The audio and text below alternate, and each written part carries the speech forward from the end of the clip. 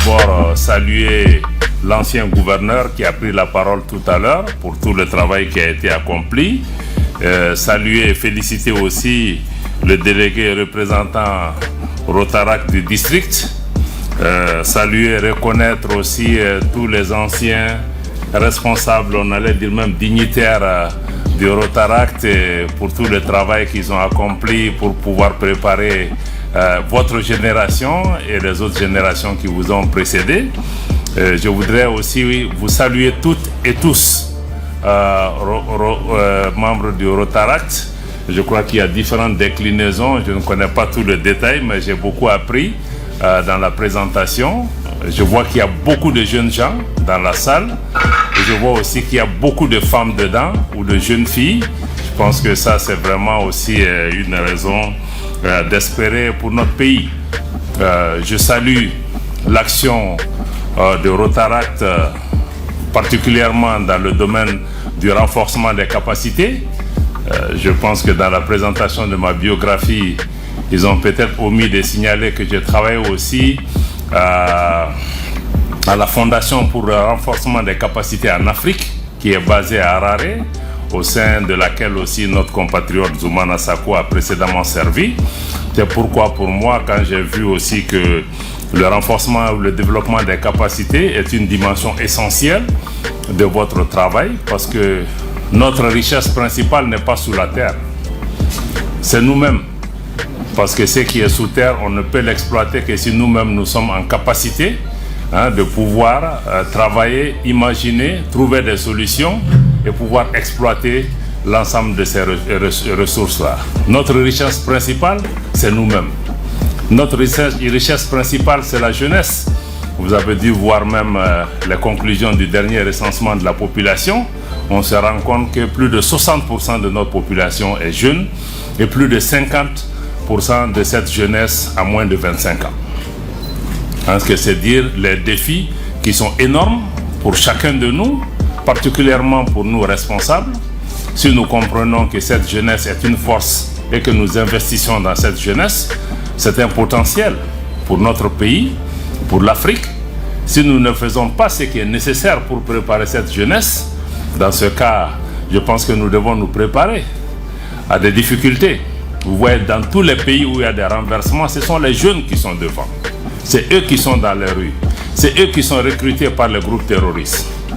Donc je pense que s'occuper de sa jeunesse n'est pas un acte de charité. C'est vraiment le bon sens et je vous félicite pour le fait que vous donnez cette importance au renforcement des capacités. Mais le renforcement et le développement des capacités n'a de sens que si nous commençons d'abord à avoir confiance en nous-mêmes. Parce que ta capacité ne sert absolument à rien si tu n'as pas confiance en toi-même et considérer que toi, tu vaux quelque chose et que tu peux apporter des réponses. Les gens à qui nous faisons face aujourd'hui sur la scène internationale ont été dans les mêmes écoles que nous. Ils sont passés par les mêmes bancs. Pourtant, c'est eux qui sont là pour nous donner des leçons. C'est eux qui veulent nous assujettir. C'est eux qui veulent nous prendre comme des esclaves. Nous devons comprendre. Souvent, je pense qu'on est même mieux outillés que beaucoup de ces responsables aujourd'hui. Parce que nous venons de pays anciens que nous connaissons. Nous avons un socle culturel important. Nous avons notre identité. C'est pourquoi je pense que tout ce qu'on peut faire dans la vie au Mali ou ailleurs, surtout vous, jeunesse Rotaract, travaillez à avoir confiance en vous-même, pas dans l'arrogance.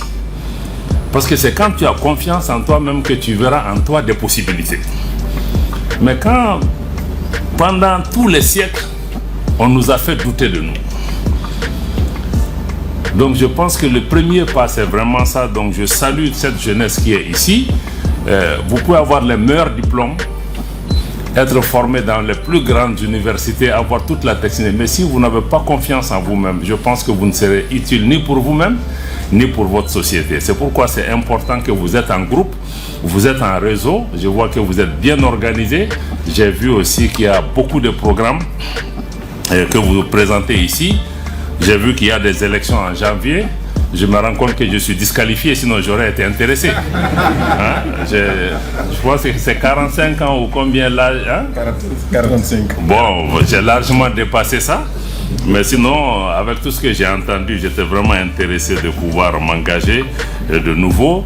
Un dernier mot sur Rotaract aussi, c'est vraiment votre, je ne sais pas si c'est votre devise ou ce que vous visez en disant créer l'espoir. Je pense que c'est tout un programme pour nos pays. Parce qu'à côté de l'éducation et de la confiance en soi, je pense que ce dont notre jeunesse a besoin, c'est de pouvoir avoir l'espoir. L'espoir. Parce qu'il n'y a pas pire qu'une personne désespérée. Une personne désespérée est capable de tout. Donc, ce que vous avez comme agenda de dire qu'il faut créer l'espoir, parce que c'est l'espoir qui nous fait vivre. Si vous mettez l'espoir avec la confiance, avec votre compétence, je pense que tous les... Parce que s'il n'y a pas d'espoir, on n'a même pas envie de se lever de son lit le matin pour faire quelque chose. Et on ne peut même pas inspirer d'autres personnes. Je pense que quand j'ai accepté aussi cet exercice ce matin, c'était en partie aussi, je pense que nous avons, nous, cette responsabilité d'avoir reçu de ce pays et cette responsabilité aussi de donner et de partager notre modeste expérience avec la jeune génération, mais aussi de pouvoir vous inspirer, à mon avis. Je pense que c'est peut-être la chose la plus importante que nous pouvons faire, basée sur notre expérience. Donc je voudrais vous remercier pour cette invitation. C'est pourquoi quand nos jeunes collègues sont venus me voir, je n'ai pas hésité une seule seconde à accepter le défi, comme il l'a indiqué tout à l'heure, de pouvoir venir avec vous. Et le thème que vous avez choisi aussi est un thème d'actualité, un thème extrêmement important, l'action diplomatique malienne. Et quelle perspective pour une politique étrangère plus forte et plus avantageuse. Je pense que le thème il est très pertinent. D'abord, peut-être qu'il y a quelques concepts qu'on doit mettre en avant pour pouvoir se comprendre par rapport à cette démarche. C'est vrai qu'on parle d'action diplomatique, mais il faut qu'on comprenne que l'action diplomatique elle-même se situe dans le cadre de la politique étrangère d'un pays. Parce que c'est la politique étrangère qui définit les objectifs, les priorités et les paramètres de l'action extérieure du pays. Et l'outil diplomatique et les diplomates sont là pour mettre en musique cette politique étrangère. Vous entendez beaucoup de gens dire le chef de la diplomatie. Oui, c'est le chef de la diplomatie est celui qui met en musique. Mais le président de la République ou le président de la transition, dans notre cas particulier, c'est lui le chef de la politique extérieure et de la politique étrangère. Parce que c'est lui qui définit la vision, les priorités et les objectifs. L'action extérieure se situe dans la matérialisation et la concrétisation de cette vision et de cet agenda en particulier qui nous semble être important. Donc nous, le ministère, les ambassades, les consulats, c'est ça l'outil diplomatique. Donc nous sommes là au service de cette politique étrangère du pays qui a existé depuis l'indépendance à aujourd'hui, qui a été fondée sur des principes clés aussi que vous savez, le respect de la souveraineté des pays, la non-ingérence dans les affaires intérieures des pays, l'autonomie politique de nos pays pour pouvoir se prendre en charge, le non-alignement. Il y a un certain nombre de principes qui ont été constants depuis l'existence de notre pays, y compris son engagement dans toutes les constitutions du Mali pour pouvoir, la disposition du pays en tout cas, à être prêt à céder tout ou partie de sa souveraineté pour la réalisation de l'unité africaine. Vous voyez qu'il y a des gouvernements qui ont changé, mais fondamentalement, quand vous voyez, il y a quelques changements par rapport à la politique extérieure du Mali, mais les principes fondamentaux de la politique extérieure du Mali, de Modibo Keïta aujourd'hui, sont restés. Et nous continuons tous à nous battre. Naturellement, chaque gouvernement mettra l'accent sur une ou deux choses prioritaires pour pouvoir avancer, mais les socles principaux n'ont pas été remis en question. Donc avec cette clarification, je pense que nous comprenons à peu près le choix de votre thème qui cadre parfaitement aussi avec la vision des autorités actuelles d'avoir une politique étrangère qui soit plus forte, mais qui soit aussi à la fois plus combative, parce que nous sommes dans un contexte géopolitique particulièrement tendu, avec des antagonismes, des politiques de domination ici et là, qui exigent aujourd'hui que nous nous battions pour pouvoir avoir cet espace, nous nous battions pour être respectés. Parce que c'est ça aussi la dimension essentielle que nous essayons de mettre en avant. Et aujourd'hui, la vision de la transition, la vision de son Excellence le colonel Assimi Goïta, président de la transition, et de l'ensemble des membres du gouvernement, comme ceux qui nous ont précédés certainement, peut-être que nous le faisons différemment, est vraiment de placer les intérêts du Mali et les intérêts des Maliennes et des Maliens au cœur de notre action diplomatique. Je pense que ça, on peut nous dire que ce n'est pas nouveau, mais aussi quand vous choisissez une priorité, je pense que nous avons la déterminée d'assumer ces choix. Parce que quand tu dis que tu mets les Maliens au cœur de ça, tu rentres aussi immédiatement en contradiction avec un certain nombre d'intérêts. Vous savez, dans la diplomatie, on dit pays amis, pays frères, etc. Bon, on dit ça c'est le langage diplomatique pour paraître assez bien sûr. Mais dans les relations internationales, il n'y a pas d'amitié en tant que telle. Chaque pays ne défend que des intérêts. On peut avoir des amis dans le sens où ce sont des alliés pour atteindre un certain nombre d'objectifs. Donc je pense que ça, il faut que nous gardions ça vraiment à l'esprit. Donc, l'action internationale est marquée, ce n'est pas le droit international qui préside à l'action des États essentiellement. Ça aurait dû être le droit. Mais malheureusement, vous voyez aujourd'hui, dans certains cas, c'est des rapports de force. Au-delà des rapports de force, c'est même la force. Souvent la force brutale, militaire, qui est utilisée pour assujettir les pays et les peuples. Et souvent, c'est ceux qui prétendent être des nations démocratiques, des nations qui ont inventé les droits de l'homme, c'est eux qui utilisent souvent ces moyens d'assujettissement. Donc, la scène internationale ou les rapports entre États, souvent, ça ressemble à de la jungle pour laquelle on met peut-être tout le maquillage nécessaire pour que ça paraisse moins violent. Mais c'est très violent. Très violent. Ça, il faut que nous soyons conscients de cela. Et nous, aujourd'hui, l'action diplomatique du Mali, c'est aussi comment faire en sorte que nous puissions davantage... en fait, le rôle essentiel aussi, parce que la diplomatie, comme vous voyez aussi la liste du gouvernement, on parle de domaine de souveraineté.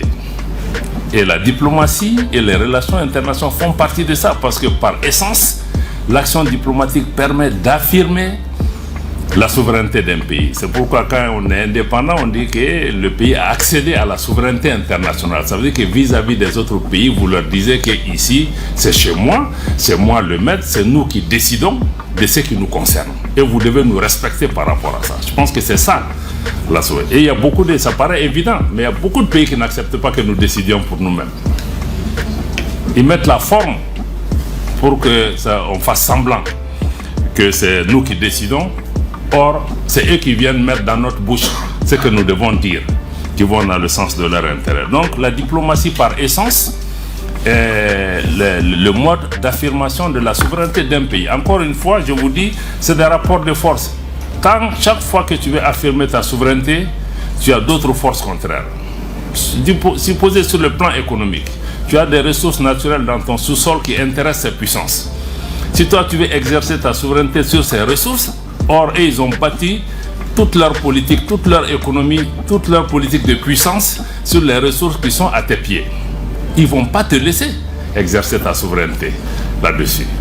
Parce qu'ils pensent même que c'est pour eux, mais que toi, tu es peut-être le gardien. Donc, c'est vous dire un peu que les relations internationales, il y a cette question d'antagonisme, de violence, de politique de domination, de contrainte, de force qui va s'exercer. Et malgré le développement du droit international, malheureusement, c'est souvent les plus faibles qui revendiquent l'application du droit. Mais je crois que les grands ont besoin du droit comme prétexte pour légitimer leur puissance. Ils ne sont pas vraiment des états de droit en tant que tels.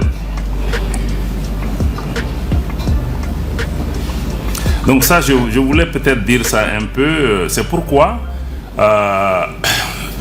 sur le chapitre de la souveraineté encore, c'est pourquoi quand vous regardez aujourd'hui, nous, Mali, après plus de 10 ans qu'on a passé avec pratiquement, le pays a été presque un laboratoire, tout a été essayé au Mali. Nous avions toutes les organisations internationales, nous avons tous les partenaires, nous avons tous les pays, nous avons presque toutes les armées du monde qui étaient représentées au Mali. Pendant 10 ans, ça n'a pas donné les résultats escomptés. Et pendant ces 10 ans, presque, on peut dire que notre souveraineté a été bafouée. Parce que d'autres sont venus, ont essayé d'imposer des politiques de domination, d'assujettissement pour pouvoir imposer leur agenda. Si ça avait marché, peut-être qu'on ne serait pas là en train d'en parler. Si nous sommes là en train d'en parler, c'est que le Mali a estimé qu'après 10 ans, il fallait changer de fusil d'épaule et qu'il faut réaffirmer notre souveraineté pour pouvoir avancer. C'est peut-être même un échec que plus de 60 ans après les indépendants, nous soyons encore là à parler de souveraineté. On n'aurait pas dû être là. Mais si nous en parlons, surtout nous, pays francophones, parce que vous voyez que le débat n'est pas là pour la plupart des pays anglophones. C'est les pays francophones qui sont sous une chape de plomb, qu'on n'a pas laissé grandir, qui sont restés d'éternels adolescents, qui cherchent à se relever, on les tape sur la tête pour pouvoir les maintenir sous domination. C'est ce que vous voyez au quotidien. Je pense que c'est pourquoi nous avons estimé que tout ce que nous voulons faire, bâtir notre armée, reprendre en main notre économie, donner des opportunités à nos jeunes gens, tout ce que nous ne sera possible que si nous nous réapproprions notre pays. C'est pourquoi, après toutes ces tensions, ces périodes de difficultés qu'on a connues et ces 10 ans qu'on a traversés entre les mains d'autres, nous estimons qu'aujourd'hui, le pays doit avancer sur la base des 3 principes qui ont été édictés par le président de la transition. Le 1, comme vous le devinez, est bâti sur le respect de la souveraineté du Mali. Parce qu'on dit que toutes nos réponses, si vous voyez que notre armée aujourd'hui arrive à être là, arrive à faire ce travail, parce que nous avons enlevé ce pan de la souveraineté de la main d'autres pour dire que c'est nous qui devons assumer ça. Et ça donc le respect de la souveraineté, on a indiqué aussi le respect des choix stratégiques et des choix de partenaires du Mali. Ça aussi, ça paraît tellement évident pour tout le monde. Mais vous voyez que tous les problèmes qu'on a aujourd'hui, c'est que certains pensent que c'est eux qui doivent choisir les amis pour le Mali. C'est eux qui doivent dire ce qui est important pour le Mali. C'est eux qui doivent dire à quelle réunion le Mali doit participer. Est-ce qu'on doit aller à gauche? Est-ce qu'on doit aller à droite? Non. Mais chacun de ces pays choisit ses amis, entre guillemets, en fonction de ses intérêts. Et ces amis ne sont jamais des amis éternels aussi. Ça, il faut être réaliste. On est amis, on est alliés pour un certain nombre d'objectifs, des choses que nous voulons faire. Si nous les atteignons, les choses... Il y a certains amis qui sont plus sincères aussi que d'autres.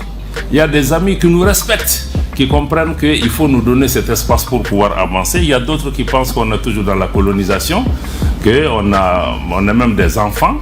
Parce que quand ils viennent, ils nous disent, j'entends beaucoup, je reçois énormément de diplomates, de partenaires étrangers dans mon bureau qui viennent nous dire, bon, attention, faites attention à la Chine, faites attention à la Russie, ils font ceci, ils font cela. Mais j'ai dit, mais vous nous prenez pour des enfants? Mais vous pensez que quand je travaille avec...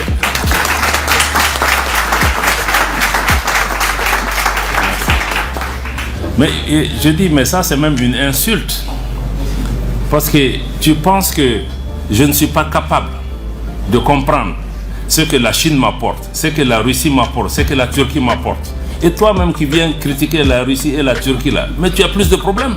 Et je connais les difficultés. Donc je pense que venir même à un pays prétend, vous voyez même récemment au Niger, vous avez vu des puissances étrangères qui viennent dire aux gens, ne faites pas ce choix-là. Mais c'est pas normal. Mais quand nous faisons un choix, nous assumons avec les conséquences. Mais ce ne sont pas nos pères pour venir chaque fois qu'il y a des changements dans nos pays, nous dire que, attention, il ne faut pas tourner à gauche, il ne faut pas tourner à droite, faites attention. Non. Mais eux-mêmes, ils ont des amis que nous, on conteste. Il y a des pays qui viennent, ils veulent nous opposer l'homosexualité qu'on n'accepte pas. Bon, donc, moi je pense qu'il faut que nous ayons le courage. Donc, et puis, le troisième pilier, donc, c'était le respect de la souveraineté, le respect de nos choix stratégiques et de nos choix de partenaires. Les choix stratégiques, c'est tous les choix que nous faisons pour développer nos pays et défendre nos intérêts. Et le dernier, c'est la défense des intérêts vitaux des Maliens. Comme je l'ai dit, ça paraît assez banal, mais on voit beaucoup de choix qui ont été faits, souvent, qui ne sont pas dans l'intérêt du pays, qui ne sont pas dans l'intérêt des Maliens. Parce que ces grandes puissances, ou certaines de ces puissances, ont trouvé le moyen de contrôler les élites dans nos pays pour faire ce qu'ils veulent qu'on fasse. On le fait souvent parce que bon, il y a certains Maliens qui ont des intérêts économiques, financiers ou personnels dedans. Ils le font, mais ça ne bénéficie pas à la grande majorité. Donc aujourd'hui, il faut qu'on puisse changer ça. Parce que souvent, si vous regardez que même nos jeunes gens ne trouvent pas du travail souvent, mais c'est parce qu'on a fait certains choix qui bénéficient à quelques individus, mais qui privent le pays de ressources, d'opportunités. On a permis à certaines entreprises de venir agir, mais on aurait pu favoriser des entreprises nationales. On aurait pu demander aux gens de prendre des nationaux pour faire des choses. Donc c'est un peu tous ces choix. Ça a une implication quand on dit défendre les intérêts vitaux des Maliens, parce que souvent on connaît les intérêts vitaux, mais on n'est pas prêt à se battre pour ces intérêts vitaux, parce qu'il y a une conséquence. Quand tu veux te battre pour l'intérêt de ton pays, tu deviens la cible. Tu deviens l'ennemi par rapport à ça. Donc ça, c'est vraiment la souveraineté est au cœur de l'action diplomatique. Et comme je l'ai dit, l'appareil diplomatique, nous, ministère des Affaires étrangères, et aussi avec toutes les ambassades et tous les consulats, donc nous sommes chargés de traduire au quotidien, de défendre ces positions, de les promouvoir. Bon, souvent si on doit clasher pour nous faire entendre, on le fera. Bon, même si l'action diplomatique demande quand même qu'on arrondisse les angles, on arrondit les angles quand c'est nécessaire, mais je vous dis, la scène internationale est marquée par tellement d'injustice et tellement de violence. Souvent, il faut sortir des chemins battus pour se faire entendre. Et c'est justement ce qu'on essaye de faire. Et quand vous voyez dans l'affirmation aujourd'hui de cette question de souveraineté et de prise en charge, ça nous a amené à tirer des conséquences et à poser des actes que vous avez vus sur le quotidien, que certains apprécient, que d'autres n'apprécient pas. Mais quand tu dis que tu veux défendre telle ou telle chose, si ça ne va pas dans cette direction, il faut être prêt à assumer. Mais en assumant aussi, chaque chose a ses conséquences. Chacune des décisions que nous avons prises, ça peut dans certains cas affecter les Maliens.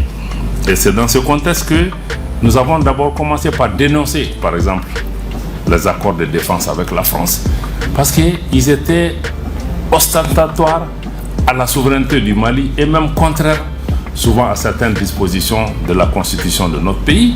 Si vous voyez certains de ces accords, même notre armée nationale, notre flotte aérienne ne pouvait pas accéder à certaines parties de notre espace aérien parce que des partenaires estiment qu'ils sont en train de travailler dans ces zones, nous ne pouvons pas y arriver. Mais c'est notre pays, c'est les autres qui doivent venir nous demander la permission d'entrer dans notre espace et non que le Mali demande la permission à quelque puissance que ce soit qui est assis ici, qui est venu à notre invitation, qui puisse dire que non, l'espace aérien malien, on est à Tombouctou, on est en train de faire des... Vous ne pouvez pas venir ici. Donc c'est pourquoi on a dénoncé ces accords, parce que vous voyez qu'aujourd'hui, notre armée a la pleine liberté. Nous pouvons aller partout sur notre territoire si nous le voulons. Partout. Personne ne peut nous empêcher de le... Mais ce n'était pas le cas. Même pour que le Mali puisse s'armer, mais il y avait une sorte d'embargo de fait. Certains ont dit oui, vous avez changé de partenaire. Mais le partenaire qu'on a ne nous permet pas d'avancer. Ils étaient là pour pouvoir nous fragiliser et nous diminuer pour pouvoir avoir leur intérêt. Mais on va là où on trouve nos intérêts. L'opération Barkhane qui était là, c'était 2 millions d'euros par jour. 2 millions d'euros par jour. Ça, c'est combien de milliards en francs CFA? 2 milliards? 1,3 milliard de francs CFA par jour. 9 ans. 9 ans. La France n'a pas donné un seul hélicoptère au Mali dans cette période. Aujourd'hui, vous voyez le nombre d'aéronefs que nous avons pu accueillir en moins de 2 ans sur nos ressources propres au moment où le pays est sous sanctions, sous embargo et presque seul, sans parler.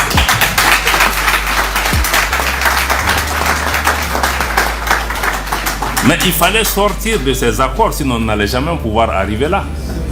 Sans compter ces pays qui contrôlent la BCEAO, ces institutions, même si on a l'argent, si on veut acheter des choses, ils vont aller bloquer. Donc ça, c'était vraiment, par exemple, donc, la dénonciation de ces accords et la dénonciation aussi des actes de déstabilisation de la France. Nous les avons assumés. Parce que ça se fait. À un moment, on s'est dit, il faut sortir, il faut le dire, tous les Maliens le savaient. Mais peut-être que le gouvernement n'avait pas eu encore le courage de sortir et de mettre ça sur la table. Et les preuves sont là. S'ils organisent demain la session spéciale du Conseil de sécurité que nous avons demandé, nous allons pouvoir amener ça. Certains font beaucoup de gesticulations. Il aurait suffi que la France dise que je suis d'accord, amenez vos preuves. Voilà. Bon, on était prêt vraiment à aller dans ça. Il dit, ah oui, mais si vous avez des preuves, pourquoi vous ne mettez pas dans la presse? On ne met pas dans la presse parce que vous êtes membre permanent du Conseil de sécurité des Nations Unies. Vous avez une responsabilité particulière. Vous dites que vous êtes champion des droits de l'homme. Vous avez une place sur une enceinte internationale qui décide de la paix et de la sécurité. Vos actes sur le terrain sont contraires à ce que vous êtes en train de dire. C'est pourquoi ça ne va pas se dire dans la presse. Vous savez ce qui John est là. Voilà. Donc ce n'est pas une question de dire qu'on fait un article de presse. Non, on dit que c'est là-bas qu'on va s'asseoir parce que là-bas c'est une tribune solennelle. Tout ce qui se fait, se dit, c'est écrit. Donc malheureusement, je pense que vous voyez que ça ne s'est pas fait. Nous allons continuer à nous battre. Le retrait de l'aménagement aussi s'inscrit dans ce cadre. Vous voyez une mission qui est venue pour nous aider. Pendant 10 ans, le résultat n'est pas ce que les Maliens attendaient. On a près de 16 000 hommes. L'aménagement aussi, c'est 1,3 milliard de francs CFA dépensés par an. De dollars. De dollars, quelqu'un va donner ça en CFA. 1,3 milliard de dollars par an. Hein? Près de 600 milliards sur 10 ans. Sur ces 600 milliards, combien sont même donnés aux Maliens? Si on nous disait même que bon, écoutez, prenez 20% de ça, nous on va même partir. Nous on se serait battu. On en serait sorti. Mais pendant ce temps, pendant ces 10 ans, quand eux ils sont venus, l'objectif essentiel, la menace au Mali, c'est une menace terroriste. On fait face à des groupes terroristes. Les Nations Unies, par doctrine, c'est que eux, c'est des missions de maintien de la paix. Quand deux pays se battent, quand deux groupes se battent, ils viennent, ils se mettent au milieu. Mais ils ne vont pas se battre. Quand les terroristes passent, ils disent que non, ce n'est pas vous qui nous intéressez, nous, on s'occupe d'autres choses ici. Bon, on a dit qu'après 10 ans, nous, aujourd'hui, la menace est terroriste. C'est le terrorisme qui nous tue. C'est le terrorisme qui est partout dans notre pays. Si vous voulez nous aider, vous nous aidez à lutter contre les terroristes. Mais si vous ne pouvez pas faire ça, il faut au moins nous laisser. Nous, on est en train de lutter contre les terroristes. Pendant ce temps, chaque jour, il y a un rapport qui sort, Moura, on a tué ceci, on a tué des Peuls, on a... Donc, non seulement ils ne nous laissent pas faire le travail qu'on veut faire pour lutter contre les terroristes, mais ils ont commencé à constituer un obstacle pour faire ce que nous voulons faire. Donc, on a dit à un moment, il faut qu'on en tire la conclusion. Il faut qu'on en tire la conclusion, qu'on y mette fin, mais ne nous trompons pas. Quand on dit l'aménagement part aussi, bon, on reconnaît les sacrifices. Il y a eu plusieurs centaines de soldats qui sont morts. Les soldats qui sont morts aussi, 95% viennent des pays africains. Ce n'est pas les autres là qui viennent mourir. Hein. Ils viennent, ils sont dans leur drone, ils sont dans leur truc comme dans une université pour étudier ce qui se passe. Mais ce sont nos frères burkinabés, nigériens et autres qui sont morts dedans. Et qui décide à l'aménagement? Mais ce ne sont pas ces 95%. C'est d'autres puissances tapis dans l'ombre qui décident ailleurs. Donc on a expliqué à nos frères que le départ là, ce n'est pas contre vous. Vous êtes venus vous sacrifier, mais peut-être le véhicule dans lequel vous êtes venus nous aider n'est pas le bon véhicule, n'a pas la bonne. Beaucoup d'entre eux sont venus de bonne foi. Par exemple, il y a beaucoup de Burkinabés qui sont dedans, qui sont à Ber ou dans d'autres localités, qui sont venus aider de bonne foi. Mais ceux qui tirent les ficelles sont d'autres puissances qui ont perdu pied au Mali, qui cherchent à revenir par l'aménagement pour faire mal au Mali, et le Mali ne peut pas s'asseoir regarder ça. Donc on a décidé de tirer une conclusion.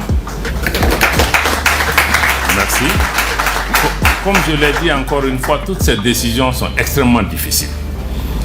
Il y a des milliers de Maliens qui sont certainement concernés, qui ont eu mal à cause de ça, qui ont perdu leur travail. C'est vrai, l'aménagement n'est pas venu au premier point pour développer le Mali ou pour créer des emplois. Ils sont venus pour sécuriser. Ça, ils ont failli. Maintenant, nos frères et sœurs qui sont dedans, l'État s'est organisé pour essayer de faire ce qu'on peut pour pouvoir les accompagner. Mais nous, on ne pense pas qu'au personnel de la malienne de l'administration, nous on passe à tous les pays parce que c'est dans quoi on est là. Mais ça affecte tout le pays, pas seulement ceci. Donc si nous sommes tous affectés là, mais eux-mêmes, ça va être une petite partie dedans. Donc nous travaillons pour pouvoir amener. Donc c'est dire que chaque décision a une conséquence, y compris pour nous-mêmes. Même quand nous disons partez, nous savons que quelque part, ça va faire mal au pays, mais nous disons que dans le long terme, ça va bénéficier au pays parce que nous aurons la capacité de pouvoir nous battre. Parce que tant qu'ils sont là, c'est comme si tu as quelqu'un qui est devant ta porte, qui assure ta sécurité, etc. Mais toi-même, tu n'auras jamais envie de faire parce que tu sais que lui, il est là, il va le faire. Mais si tu sais qu'il n'y a personne, toi-même, tu vas sortir chaque nuit, tu fais le tour, tu regardes. Si tu dois chercher un gourdin pour te défendre, tu vas le faire. Mais tant que lui est là, tu vas dormir. Mais même si lui n'a pas la capacité, tu vas penser que lui va t'aider. Les gens souvent ne sont pas là pour ça. Donc ça nous a amené dans ça. L'autre action importante aussi dans l'affirmation de la souveraineté, qui est aussi un principe de la pratique diplomatique internationale, c'est la notion de réciprocité, qui va aussi avec la notion de respect des pays. Parce que dans les relations internationales, il est admis que quand un État pose un acte contre toi, tu as le droit de mettre la réciprocité. Si tu renvoies mon ambassadeur, je renvoie ton ambassadeur. C'est le seul code pour se comprendre. Parce que quand quelqu'un vient, il marche sur ton pied là, toi tu cries, tu passes, il va revenir, il va marcher dessus encore. Donc c'est pourquoi nous, on a décidé qu'on met là. Bon, certains disent oui, mais même pour le problème de visa avec la France. Vous imaginez que vous êtes dans un pays. Vous découvrez sur les réseaux que le consulat de France met que oui, nous on a fermé pour des considérations de tension dans la région. On ne donne plus de visa au Mali. D'ailleurs, tous nos consulats sont fermés. Mais vous êtes là, vous avez une ambassade, vous écrivez une note officielle. C'est hier que j'ai vu la note de l'ambassade de France. Vous écrivez, vous dites que dans 3-4 jours, nous allons fermer. Pour telle ou telle raison, qu'on l'accepte ou pas. Mais par respect, on ne peut pas découvrir ça sur les réseaux sociaux. Même si nous, on a plus de gens qui partent ce jeu, ce n'est pas le plus important. De toutes les façons, eux, ils ont posé un acte. Mais s'ils disent qu'ils ne donnent pas les visas, ils ont fermé. Nous aussi, on dit que notre consulat aussi est fermé pour vos gens. C'est une question de respect.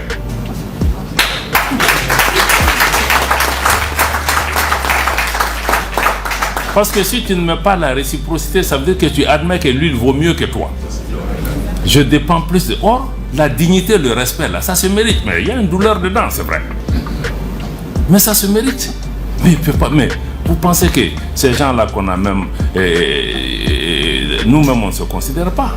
Mais ces pays-là, on pense qu'ils n'ont pas besoin de nous. Mais ils ont besoin de nous autant qu'on a besoin d'eux. S'ils sont là, c'est qu'ils ont quelque chose à gagner. Sinon, ils ne seraient pas là. Donc nous-mêmes, on considère que nous, on ne vaut rien. Bon, nous, on a besoin d'eux, même s'ils font ça. Donc moi, je crois que la réciprocité est une donnée importante. C'est la même chose pour la compagnie Air France. On se lève une compagnie, vous avez des conventions. Il y a des gens qui quittent les États-Unis, ils sont dans l'avion avant d'arriver à Paris, tous les vols sont annulés, ils sont à Tunis encore, ils n'ont pas pu arriver ici. La compagnie se lève seulement, dit que nous on a fermé parce qu'on a des problèmes avec le Mali. Alors il n'y a aucun problème. Si c'est pour sanctionner le Mali parce que le Mali a supporté le Niger, on va le faire, on le fera.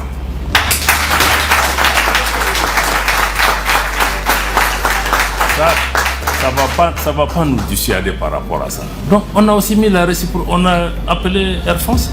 C'est dit que maintenant que vous dites que vous allez reprendre le 11 là, vous ne reprenez pas le 11.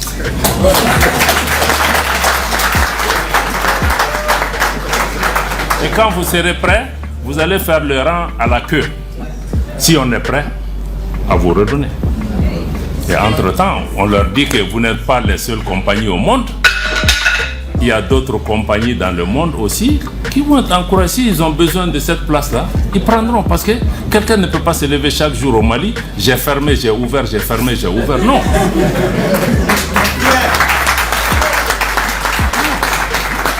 Donc ça, il faut aussi qu'on nous respecte. On respecte même la clientèle parce que ce n'est pas du bétail. Il y a des gens qui sont bloqués à Paris depuis combien de jours? Ils sont là, ils ne peuvent pas faire ça aux États-Unis, ils ne peuvent pas faire ça dans d'autres régions. Ils font ça chez nous. Vous vous levez Burkina, Niger, Mali, on a fermé. Donc il faut que les gens comprennent. Ils ne peuvent pas venir. Ici, c'est une compagnie commerciale. Elle gagne de l'argent. Air France gagne 500 millions de francs CFA par jour sur la destination Mali. C'est nous qui gagnons?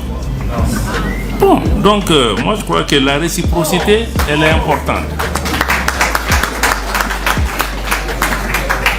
Et nous avons dit à la France, nous avons dit à tous nos partenaires, il faut qu'ils comprennent.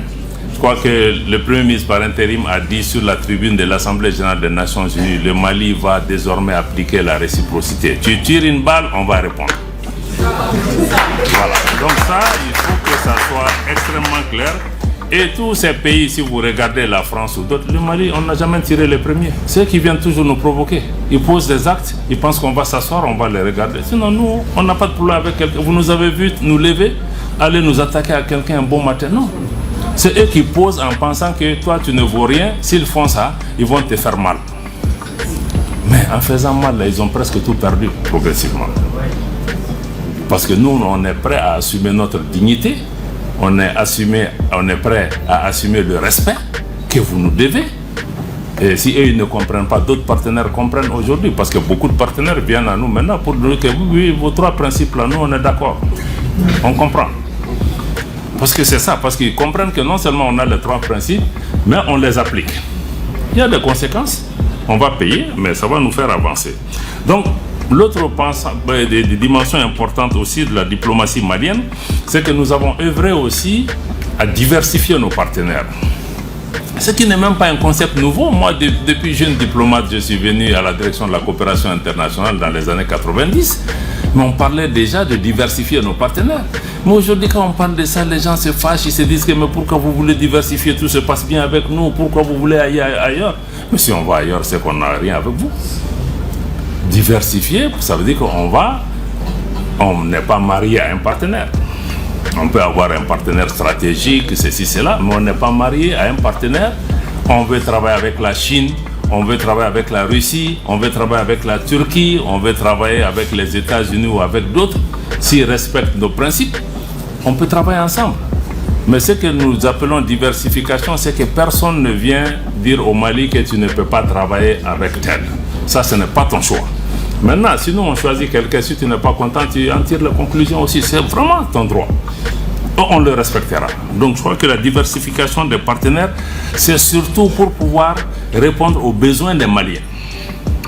Que ce soit sur le plan économique, parce qu'aujourd'hui, il y a des partenaires économiquement, quand ils viennent, ils vont chercher à avoir de l'argent, mais toi aussi, tu as quelque chose. Mais toi, tu ne peux pas gagner 100, tu es chez moi, moi, je n'ai rien. Donc je crois que la diversification répond un peu aussi à ce rééquilibrage dans les relations internationales. C'est pourquoi aujourd'hui, sur le plan géostratégique, c'est pas que vous entendez parler de la Russie et d'autres, mais le Mali de façon générale, c'est pourquoi nous nous battons, c'est que nous cherchons à ce que nous allions vers un monde multipolaire. Parce qu'aujourd'hui, tu as un groupe de pays qui domine le monde, qui se fait appeler Occident, et qui appelait qu'il y a une mondialisation. Mais il ne faut pas vous tromper. Ce qu'on appelle mondialisation, c'est l'occidentalisation du monde qui est appelée mondialisation. Si on est mondial, nous on n'est pas. C'est un groupe qui domine. Mais on dit que ça amène des conflits, des tensions. Parce qu'un groupe ne peut pas imposer sa volonté au monde entier, surtout que ce groupe aujourd'hui, sur le plan même démographique et même économique, commence à être minoritaire dans le monde entier. Il y a d'autres forces politiques et démographiques qui ont émergé, comme la Chine, la Russie, le Japon et d'autres, l'Inde, qui ont émergé. Donc ce que nous souhaitons, c'est aller vers un monde multipolaire qui permet à chacune de ces puissances démographiques ou économiques à travers le monde d'apporter sa place, y compris l'Afrique aujourd'hui, qui n'a aucune place au Conseil de sécurité des Nations Unies.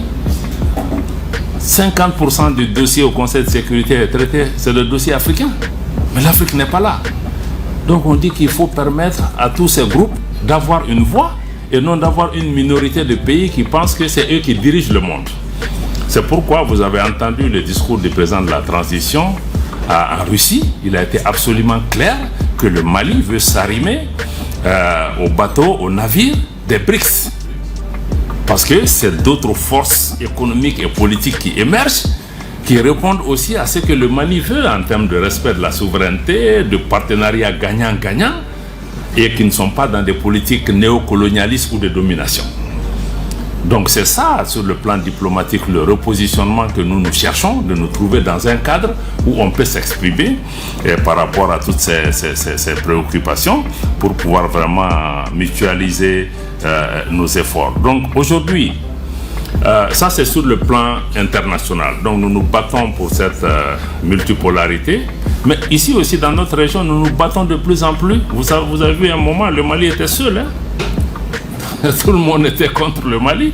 Mais aujourd'hui, la configuration géopolitique sous-régionale est en train d'évoluer. Et aujourd'hui, nous travaillons avec le Burkina, avec la Guinée, aujourd'hui avec le Niger, pour pouvoir mutualiser nos efforts, parce que nous faisons face aux mêmes défis. Ce que certains n'ont pas compris depuis longtemps, mais le Mali et le Niger, mais c'est le même peuple. Même quand les dirigeants ne se voyaient pas, mais les peuples étaient ensemble. Et maintenant, on s'est retrouvés. Parce que le problème au Niger, le problème au Mali, le problème, on ne peut pas les régler seuls.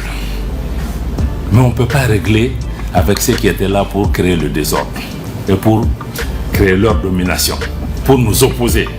Et je pense qu'aujourd'hui, nos peuples ont compris que celui qui crée le problème, c'est ça. Et nous le voyons tous. Donc aujourd'hui, il y a cette nouvelle dynamique qui est en place, qui nous permet vraiment de pouvoir travailler pour pouvoir faire évoluer la question. C'est pourquoi nous travaillons toujours aussi à avoir des organisations africaines, parce que le Mali n'a pas fui par rapport à notre ambition panafricaine. Nous restons ancrés, chevillés à l'engagement panafricain de Modibo Keïta et de Kwame Nkrumah et de tous les autres. Mais nous ne nous reconnaissons plus dans certaines organisations africaines qui ne reflètent plus les aspirations des peuples africains. C'est pourquoi même le G5, on s'est retiré, parce que nous on est membre du G5, mais c'est la France qui décide si le Mali va prendre la présidence du G5 ou pas. On dit, mais tu n'es pas membre, je paye ma cotisation, et c'est quelqu'un qui a la télécommande à Paris? Non. Bon, donc je pense que c'est ça. Aujourd'hui, nous avons ces différentes dynamiques qui sont en place, et nous voulons vraiment travailler pour pouvoir avoir des initiatives conjointes. Et c'est pourquoi vous voyez même sur le plan diplomatique, vous avez vu le Mali, le Burkina qui ont saisi le Conseil de sécurité par rapport au dossier du Niger. Je vais revenir sur le dossier nigérien d'ailleurs tout à l'heure avant de pouvoir conclure. Par rapport au panafricanisme, pour nous, le Mali reste attaché au panafricanisme, mais nous voulons des organisations africaines qui sont véritablement africaines et dont le leadership est réellement exercé par des Africains. Et non qu'on ait des Africains pour exercer un leadership au nom d'autres puissances.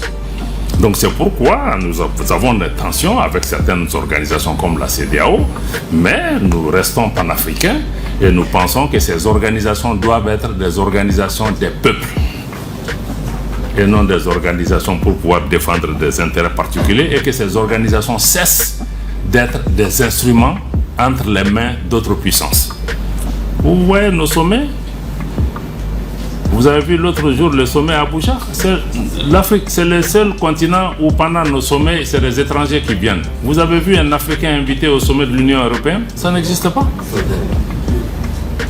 Ça n'existe pas. Parce que pour eux, quand tu dis à l'Union européenne, mais invité, ils disent que non, c'est pas dans l'agenda. Mais quand nous, on a nos sommets, ils disent que mais vous ne nous avez pas invités. Mais vous n'êtes pas membre.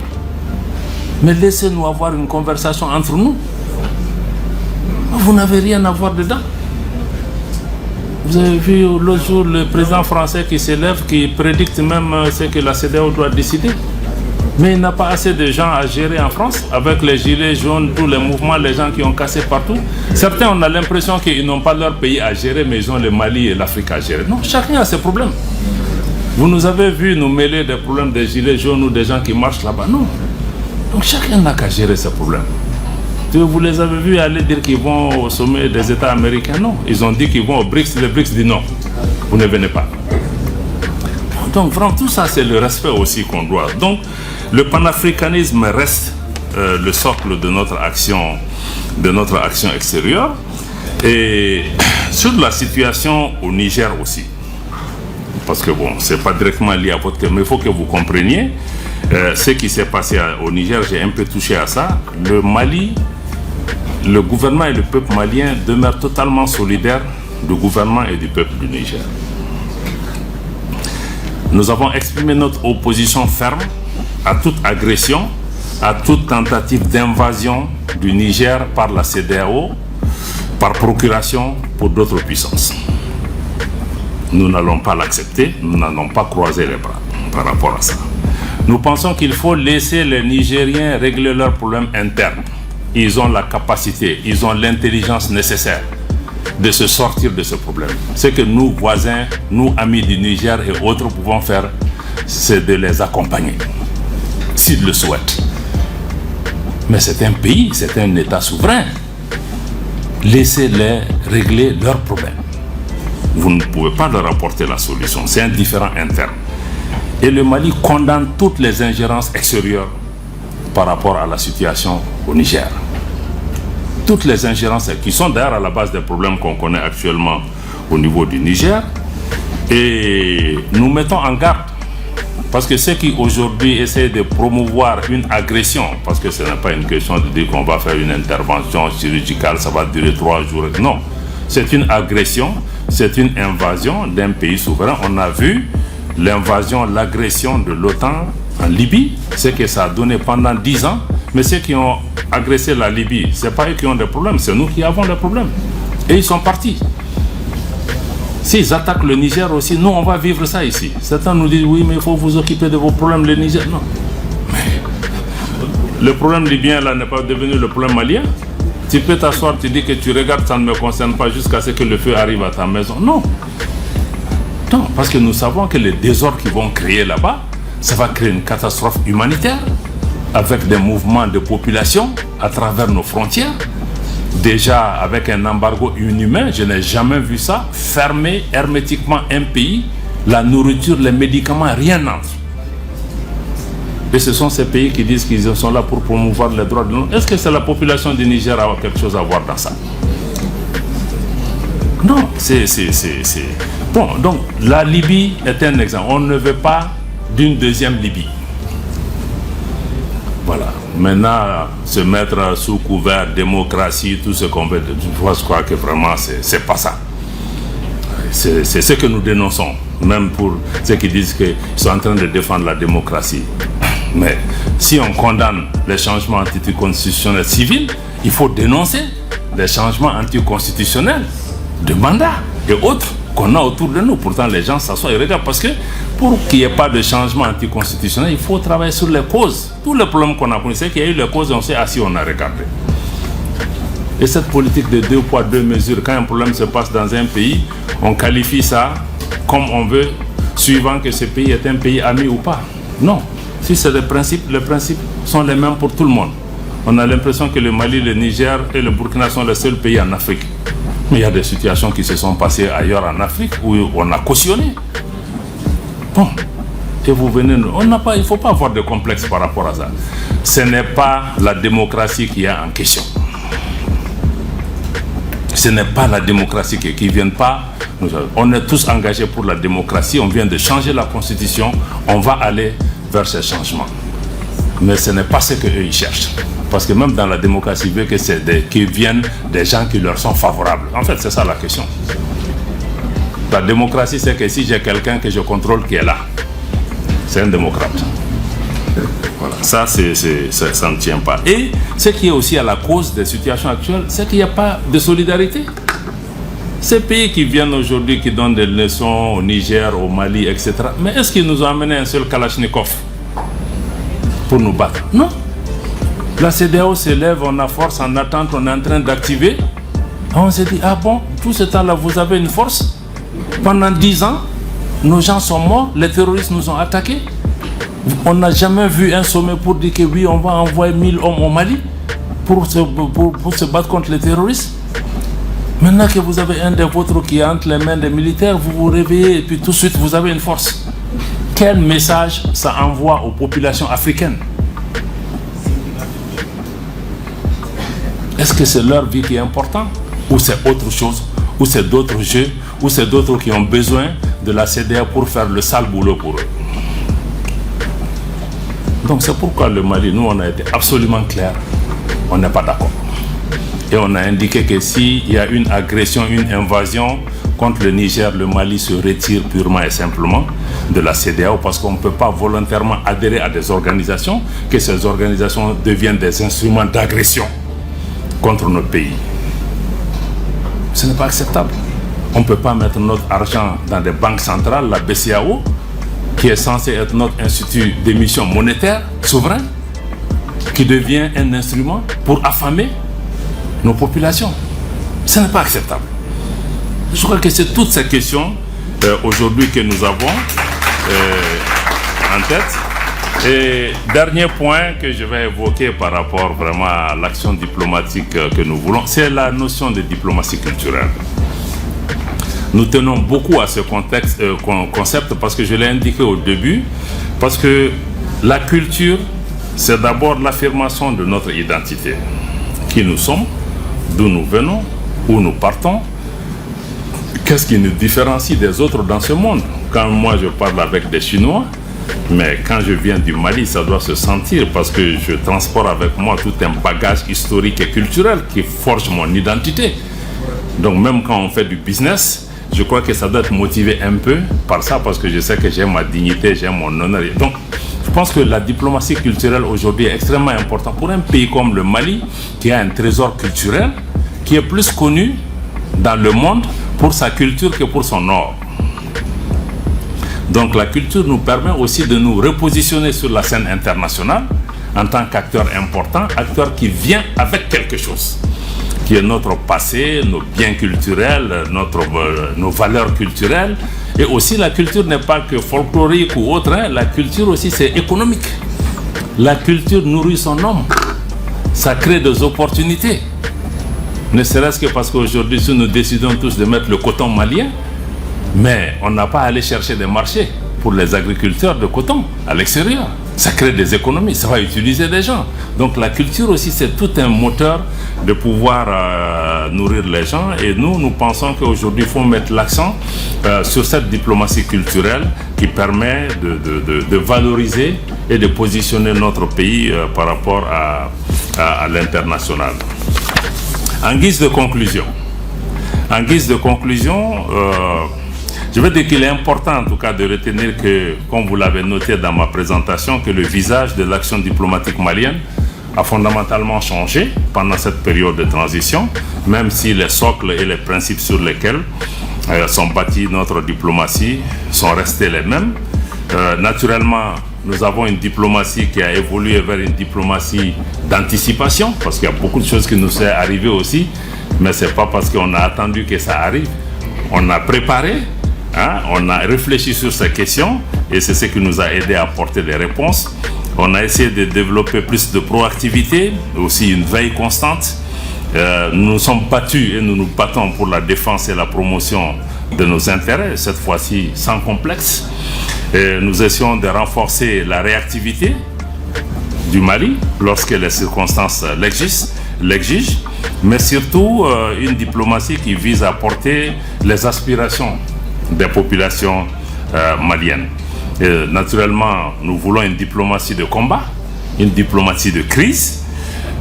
Notre diplomatie a évolué aussi pour réaffirmer que le Mali est en mesure d'assumer clairement les conséquences parfois de nos décisions. Mais aussi, je pense que si nous devons répondre à votre question sur ce qu'il faut faire comme stratégie pour avoir une diplomatie plus avantageuse et plus forte, c'est de pouvoir renforcer tout ce qui est en cours et de mettre tout ça en perspective, mais aussi pouvoir travailler dans le long terme en anticipant sur les conséquences, mais aussi en développant l'économie de notre pays pour donner l'espoir à nos jeunes gens, comme vous le dites assez bien dans vos éléments. Donc, voilà. L'autre élément nouveau aussi qu'on a, c'est qu'aujourd'hui, j'ai parlé un peu aussi du panafricanisme. Aujourd'hui, le Mali aussi, notre action diplomatique compte beaucoup aussi sur nos relais panafricains. Vous voyez que beaucoup disent que le Mali est isolé, c'est ça, mais quand vous regardez aujourd'hui, les relais, les soutiens dont le Mali dispose, donc ce que nous faisons, nous, Burkina ou autres, dans les autres pays, comment nous avons su influencer les messages, donner confiance aux populations. Beaucoup aujourd'hui parlent parce que nous avons été devant. C'est vrai, on a pris beaucoup de coups, mais je pense que beaucoup d'autres jeunes gens, beaucoup d'autres dans les autres pays, tout le monde sait aujourd'hui ce qui se passe au Mali. Quand le Mali est à l'extérieur, on veut parler, les gens veulent écouter. Quel message le Mali va apporter? Donc tous ces réseaux panafricains que je tiens à saluer, parce qu'il y a beaucoup de jeunes gens, vous les voyez sur les réseaux, on ne les connaît même pas. C'est eux qui sont là, c'est eux qui défendent, c'est eux qui relaient. Donc il faut que, à travers aussi vos mouvements, dans tous ces pays où vous êtes présents, il faut travailler en réseau. Parce que les adversaires auxquels nous faisons face, c'est des puissances d'argent, des puissances d'armes. On ne pourra jamais les battre sur leur propre terrain. Mais on peut les battre à travers notre mobilisation populaire, notre union, notre unité, notre confiance en soi, notre détermination. Je pense que c'est ça les armes imparables qu'ils ne peuvent pas nous arracher. Et ces armes leur font peur. Ayons confiance en nous que nous avons la possibilité de nous faire entendre si nous nous donnons la main. Et je pense que de plus en plus, nos populations commencent à se donner la main. Donc j'ai bon espoir que votre conférence permettra en tout cas de nous ouvrir davantage les yeux et de préparer cette jeunesse à la réalité des relations internationales, à la réalité des relations entre États. Personne ne vous fera des cadeaux. Personne n'est votre ami. Vous êtes seul souvent à vous battre. Mais il faut que vous-même vous sachiez qu'est-ce que je veux, comment je peux l'obtenir, quel est le prix pour l'obtenir, est-ce que je suis prêt à payer ce prix. Je pense que c'est cette question que je vous laisse en tant que jeunesse, parce que ça c'est entre vos mains. Si vous décidez de vous battre, vous pouvez réussir. Bon, si vous voulez aller aussi pour la facilité, bon, vous aurez beaucoup d'amis qui vont certainement vous abandonner en plein vol un bon matin. Merci.